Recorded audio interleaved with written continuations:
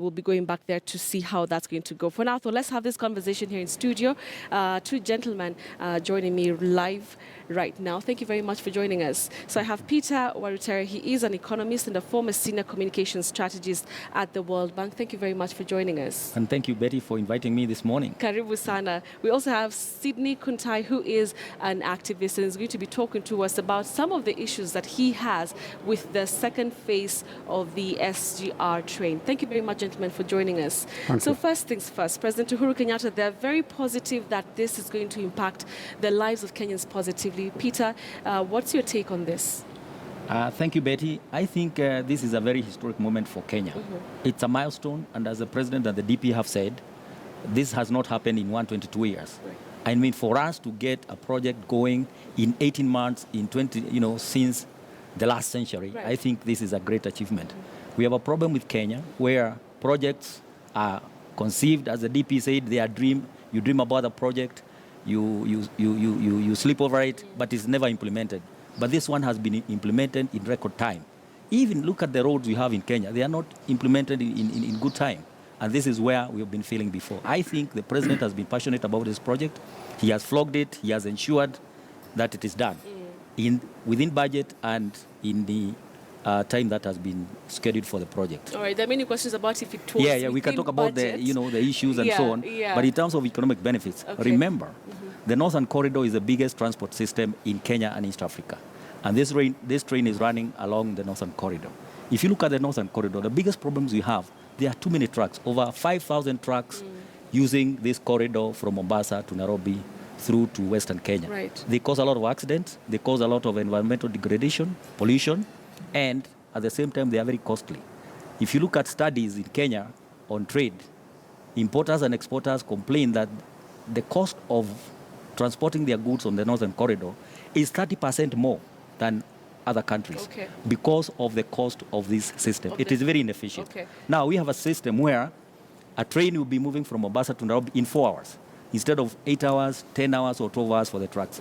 If you are stuck at Mariakani, have you ever been stuck at Mariakani? Never, and I don't You want can to spend a whole night there. So if you are transporting cargo from Mombasa to Nairobi, you may think that it's going to land the same day, but it gets here after 3 days. After 3 days. Because of those disruptions. All right, interesting. Yeah. Cindy, I'd like to hear your thoughts on it. Of course, you have been on record, against the plans to go ahead and continue with the second phase of this. But from what is being launched today, what are your thoughts on it? Well, to begin with, I'd like to make it clear that we are not opposed to the SGR. Absolutely not opposed to the SGR. What we are opposed to is the route that they have chosen through Nairobi National Park. Yet there are 7 routes, and we have offered 2 alternative routes. Therefore, as far as phase 2 is concerned, let the issues of the route be addressed first. Of course, we see this as a project that is going to be useful for this country. Of course, in terms of trade, in terms of movement, all what Peter has said, yes, we have no issues at all as far as it being an infrastructure project that will open up trading in the region is concerned. All right. Yeah. Peter, one of the things that has been on many Kenyans' mind is that, this is a great project. It is the largest infrastructure project since independence. But how is it going to help that person from the grassroots? People are asking, it's a good project, but how does it benefit me as a Kenyan who's struggling with the most basic of things? Betty, I like what Sidney has said, that they are not opposed to the project. And I don't think anybody should be opposed to the project. It's a great experience. In fact, when I look at the debate about the SGR for the last 18 months, it's been about the cost of the project. Yes. But it's not just the trucks that are being laid from Mombasa to Nairobi. It's an experience, a real experience, because you have the trucks, you have all those stations like the one you have seen Rita showing at Syokimau, you have the bridges, you have the overpasses across the national park. It's not easy to build a project through the national park. You know that. Because you have to leave the animal corridors intact.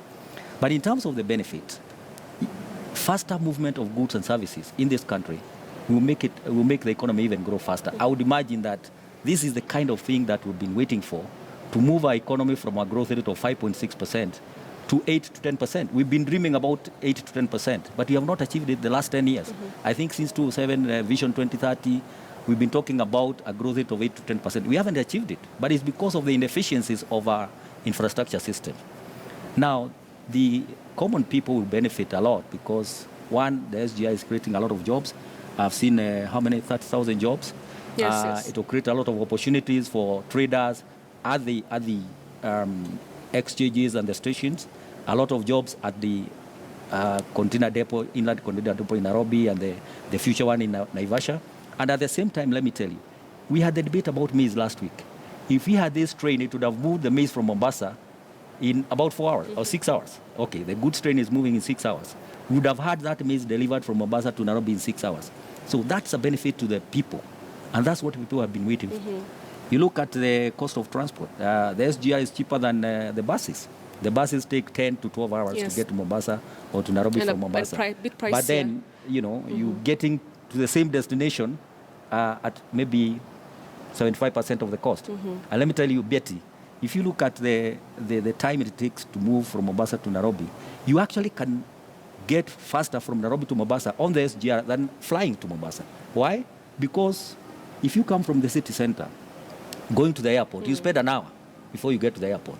You go check in. You wait for an hour. So you spent already 2 hours before you board the plane. The plane takes 45 minutes, very fast. But then you have taken 2.5 to 3 hours to get to Mombasa, and the train gets 4 hours. So if you're in Syokimau, somebody takes off from Syokimau and another from City Center or JKIA, you probably arrive at the same time, and a lot of comfort. You don't have the discomfort of flying and so on. All right. So I think it's a great project. Okay. Yeah. Sydney, I'd like to hear your thoughts. There's another argument, and this time from the people who own these trucks that probably will be obsolete, going forward.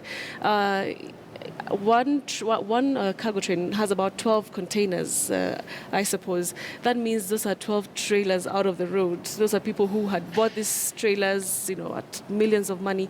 And now, where do they take these vehicles of theirs? Sydney, I'd like to hear your thoughts on that. Well, I think that's something that is worth exploring. But what I know for sure is that the train will not accommodate all the cargo that is cleared at the Port of Mombasa. So there will still be activities on the road. And other than that one, there's also the fact that these trailers have been part of the development of some economies of some towns within that road network. So I see for sure some of the towns are going to have less business, although I had the Deputy President saying that this will stimulate, the railway will stimulate other areas to come up with development, economic zones and what have you, but that is in the long term. But in the short term, the minute the railway takes off, we can be sure that some guys will be laid off. Yeah. All right. Let me give you some statistics, because you mentioned that. It's very important to put this in perspective. The passenger trains, each of them will be carrying 960 passengers. And if you compare that to the buses which are plying Nairobi to Mombasa, each bus takes 62 passengers. So if you divide 960 by 62, you have about 15 buses. So 15 buses one way will be sort of out of business. And so if the trains are running from Mombasa to Nairobi and Nairobi to Mombasa, one train a day, you are taking off 30 buses. And that is quite significant for the bus company. Yes. For the cargo, it's even more critical, because this train, what I've read on the website, is that it will be hauling 22 million tons of cargo a year. Now, when I divided that 22 million tons of cargo in a month, in a day, it means that it will be taking off something like 2,000 trucks. 2,000 trucks. One way. Now, what that does is that, it stops the degradation of our roads, the damage on our roads, and all the other things I mentioned before, accidents, pollution, and so on. But don't forget that when this train gets to Nairobi, those goods have to be moved from the ICD to the hinterland. Okay. If the goods are going to, say, Machakos, Nyeri, even Nakuru, for the time being, they have to be hauled by the trucks. So I do not see the truckers losing business as such. All they have to do is, think differently, be innovative, that their business has been based in Mombasa. But now they may have to move into the interior, come to Nairobi, and move the same business across the rest of the country. What about when the train goes further into the counties? Yes, they will still have business, because they'll go to Naivasha, and then from Naivasha you have to take all the goods to the local area. So we might have more business coming to Nairobi and to the interior. All right. But the same thing at the same time, there's this mentality that I see a lot among Kenyans that when you do something, then people will lose jobs or lose opportunity. It doesn't happen that way. We can all expand the cake. In fact, if you take this 30% cost that importers and exporters complain about, it means that they can be more efficient if we do not have that cost. So in real terms, business might expand to the extent that even these trucks cannot handle that traffic. The one that is not going on the SGR. Oh, wow. Yeah. Moving on to talk about where Kenya has been placed with this launch today of the SGR cargo and passenger trains. Where are we economically in regards to the countries that surround us? Well, I would say that this train was designed to move from Kenya to Uganda and Rwanda and DRC. And we have seen a bit of politics on, Tanzania. A lot of politics. Tanzania wants to do its own SGR. Yes. And let's wait until we see that happen. Okay. Because, like the DP said, there are a lot of people who talk about dreams, and they are dreams, but they may not be implemented. These are just plans. But I would say the problem has been for Kenya that the old narrow gauge railway, that railway has been very, very inefficient. The president of Uganda, President Museveni, has been complaining about how long it takes for goods to come from Mombasa through Nairobi to Uganda. You take a week or 2 weeks. I've talked to a lot of people who move cargo on this on the northern corridor, and their frustration is that, do you know, the biggest problem is not even the movement of goods. That train takes 12 hours to Nairobi. That's not even a problem. You can accept to have your goods loaded today and you get them in Nairobi tomorrow. The problem is how long it takes to marshal the cargo so that it is loaded on the plane. And I hope that this is one problem that the government is going to address. Okay. That KPA and all the agencies at the port must be ready to load, to marshal the cargo so that it is ready to be loaded on the SGR 1 or 2 days after it arrives from the ships. Otherwise, it won't make sense. Otherwise, it will not make sense. Okay. Yeah. If you spend 5 days to marshal the cargo, right, I would rather take a truck and bring my goods to Nairobi. Yes, that's true. Sydney, anything you wanted to add on that? Or how services need to be aligned even with other institutions like KPA? And KRA. Yeah. I think it is important for efficiency to be maintained. Otherwise, if they are not efficient in all ways, then what would be the point of the railway there and the train? One thing I'd like to say is that it's early days. We cannot say much about this railway. Let's see, first of all, the passenger train, how it will operate between now and December, because cargo will be in January. Lessons will be learned between now and then. And of course, even looking at the issue that Tanzania is also coming up with its own SGR, it is not a proposal. They have signed an agreement. They are going to have their railway done by the Turkish government. So that's something else that we also need to look at, because you can see that there's a lot of discussion ongoing between Uganda and Tanzania, usage of their ports. So that is something else that we also need to monitor closely and see if it will affect the SGR on this side. All right. And even as we await to see the progress, how the progress report will be like at the end of the year, let's talk about the management of this whole project. Let's bring in the issues to do with the Kenya Railway. Before, they have been blamed that they do not do what is needed to be done in regards to maintaining what we have already. We'll be shortly hearing what Atanas Maina, who's the MD, had to say about this, the management. But how important is it that Kenya Railways actually get this right? Betty, I have a lot of respect for AK Maina, the MD of Kenya Railways. He's my good friend. And I don't think he's slept well the last 18 months because he's been on this project and making sure that it happens. He took us on a project visit, me and my friends, and we saw exactly what was happening during that construction. Now, I think what Kenya has done is to make a bold statement and to bring freedom that was not there. We've been stuck with the old railway, the RVR, which is only delivering 4% of the cargo from the port.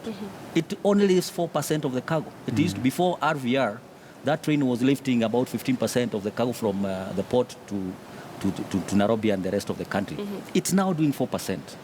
I think it's been a total failure. We spent a lot of money. We've invested a lot of money. The government, the development partners have invested a lot of money in that area. But it doesn't work. And sometimes I think it's good to shut down something that doesn't work and start afresh. If you are plugging holes in your house and every day something is leaking, even cars, we do the same thing. If a car becomes unusable, then you just abandon it and buy a new one. And I think this is what the government has done. That old rail system has cost this country a lot. I don't know the figures, but the last 10 years, I know that I saw a lot of loans being given to Kenya Railways. To Kenya Railways. To make that rail work. And it did not work. And, even some of the issues about that road, there was fraud by those who are supposed to run the railway, who are supposed to invest money, and they didn't bring the money. So at the end of the day, I think this rail was not working. And the government has made a bold decision. Let's start afresh. It's a new beginning. As the president said, we are going to have development because we have made a new beginning. All right. So it's a matter of wait and see. I was even thinking that Madaraka Express maybe should have been called Uhuru Express, not Uhuru the president, but the freedom. Our economic freedom lies on that train. Okay, Sydney, I'm seeing you want to say something about that. Yes, it's just about the issue of capacity, the human capital that we have within the Kenya Railways. I'd like to hear from Bwana Maina how they have prepared their people, because Kenya Railways has an extremely bad tag on its efficiency. And even when Rift Valley came on board, they didn't do anything better. So are we saying that we do have the capacity to manage this rail in a good way and to manage all the services properly, or are we relying on the Chinese to do that? Interesting view there. We'll be continuing with the conversation shortly. I can say... Yeah, just a few... Yeah. Okay, there's a transfer of skills from the Chinese to Kenyans, and I hope that it can happen, because what happens with most of the international funded and implemented projects, sometimes they don't succeed in transferring skills. So I hope that Kenya Railways will make sure that is a transfer of skills from the Chinese to Kenyans to run this road. All right. We'll take a short break. We'll be coming back with the conversation shortly here on News Center. But remember that we're covering for you the SGR passenger train takeoff. We have our Rita Nina at the Syokimau station, and she will be joining us to tell us about some of the other activities that are happening there, even as that inaugural journey